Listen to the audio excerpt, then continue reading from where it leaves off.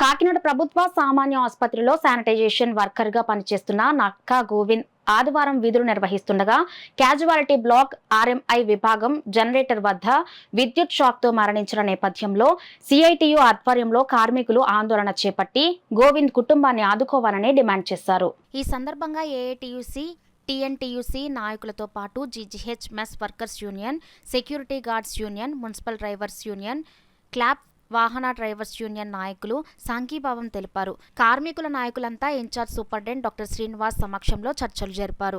Union పోరాడితే కొద్దో గొప్ప ఏదో పరిహారం తప్ప, ఏదైనా పిఎఫ్ ఈఎస్ఎస్ అక్రమం కడితే దాని నుంచి వచ్చే ఆధారం తప్ప ప్రభుత్వం సైడ్ నుంచి ఇంతవరకు ఏ సహాయం అందడం లేదు. ఇప్పుడు ఈ నక్కా గోవింద్ గారి కుటుంబాన్ని ఆదుకోవడం కోసం హెచ్డిఎస్ చైర్మన్ ఉన్న కలెక్టర్ గారు, రాష్ట్ర ప్రభుత్వం నుంచి ఉన్నటువంటి పెద్దలు, అదేవిధంగా ఆసుపత్రి యాజమాన్యం స్పందించి 25 లక్షల రూపాయలు నష్టపరిహారం ఇవ్వాలని కుటుంబ సభ్యులతో తరపున కోరడం జరిగింది.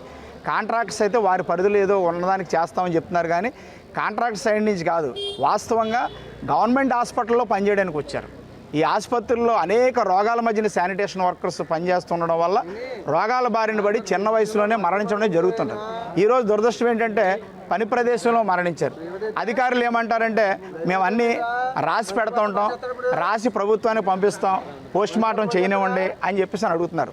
పోస్ట్ మార్టం చేసినా పని చేసినా తర్వాత కాగితాలన్నీ కూడా బుడదాకలైపోతున్నాయి. ఎవరో పని మీద వాళ్ళు ఉంటారో. దయచేసి హెచ్డిఎస్ చైర్మన్ ఉన్న కలెక్టర్ గారు స్పందించి జీజీహెచ్ యాజమాన్యం నుంచి, రాష్ట్ర ప్రభుత్వం నుంచి నక్కా గోవింద్ గారి కుటుంబానికి ఇచ్చే పరిహారం మీద స్పందించిన తర్వాతే పోస్ట్ మార్టం చేయాలని ఇక్కడ ఉన్న కార్మిక సంఘాలు, శానిటేషన్ వర్కర్స్ యూనియన్ తరఫున మేము డిమాండ్ చేస్తున్నాం. వారు తక్షణమే ఇక్కడికి వచ్చి ఆ కుటుంబానికి ఒక ప్రభుత్వ ఉద్యోగము, 25 లక్షల పరిహారం ఎమ్మటనే అందే విధంగా హామీ ఇవ్వాలని మేము అధికారులని కోరుతున్నాం. ఈత కుటుంబం తరఫున అసలు ఎంత ఇచ్చినా వెలకట్టలేనిది. అతను చనిపోయిన ఒక ఏజ్డ్ పర్సన్ కాదు, ప్రాణం ఎవరిదైనా ఒకటే, కానీ యువకుడు చనిపోయాడు, 2 పిల్లలు ఉన్నారు. అందుచేత ఆ కుటుంబం తరఫున ఒక 25 లక్షలు డిమాండ్ చేస్తా ఉన్నాం. ఆ 25 లక్షల్లో మరి ఆ కుటుంబానికి నష్టపరిహారంగా కాంట్రాక్టర్ ఇవ్వాలి.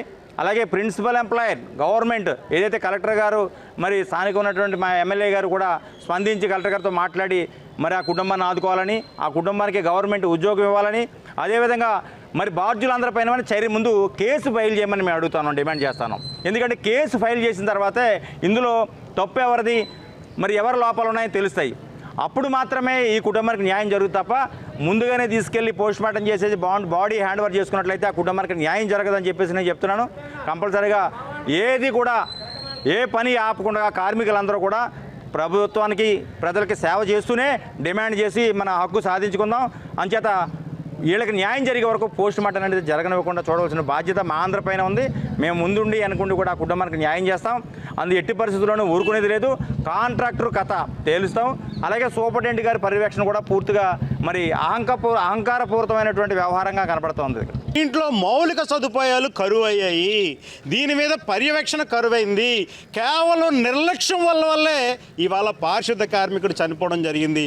అసలే వర్షాకాలం, దీంట్లో పని చేయాలంటే ప్రాణాలు బిక్కుబిక్కుమంటూ పనిచేస్తూ ఉన్నారు. కార్మికులకు భద్రత కరువైంది. నిర్లక్ష్యం కారణంగా ఇవాళ పారిశుద్ధ కార్మికుడు చనిపోయాడు. దీనికి ప్రభుత్వం బాధ్యత వహించాలి. ప్రభుత్వ జనరల్ హాస్పిటల్ సూపరింటెండెంట్ బాధ్యత వహించి ఈ నిర్లక్ష్య ప్రాణానికి బలైనందుకు నష్టపరిహారం సూపరింటెండెంట్ కూడా చెల్లించాలని చెప్పేసి కోరుతా ఉన్నాం.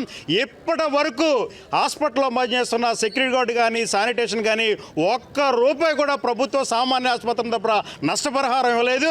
ఈసారి తప్పనిసరిగా బాధిత కుటుంబానికి నక్కా గోవింద్ మరణానికి, నిర్లక్ష్యానికి కారణమైన సూపరింటెండెంట్ గారు నష్టపరిహారం చెల్లించాలి.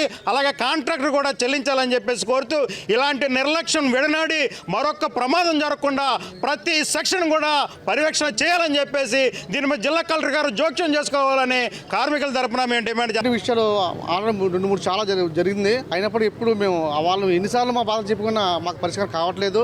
సేమ్ ఇలాగే జరుగుతుంది. అయితే మేము సూపర్ ఒకటే మాట అడిగాం, మాకు తగిన న్యాయం కంపల్సరీ జరగాలి.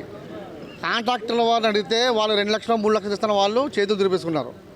కానీ కనీసం ఈ సూపరింటెండెంట్ గారైనా సరే వాళ్ళు ఆ చనిపోయిన కారణం చేతైనా సరే వాళ్ళ ఇంట్లో ఒక ఉద్యోగం ఇచ్చి వాళ్ళకి 5 లక్షల రూపాయలు ఇవ్వాలని కోరుతున్నాం. అలా కోరిన పక్షాన ఈ పిఎం కాదు కదా, ఈ బాడీ ఇక్కడే ఉంటుంది. తక్షణం సూపర్ గారు ఎక్కడ ఉన్నా సరే లేదా కరెక్ట్గా సరే స్పందించి మా శానిటైజర్ వర్కర్స్కి న్యాయం చేయాలి.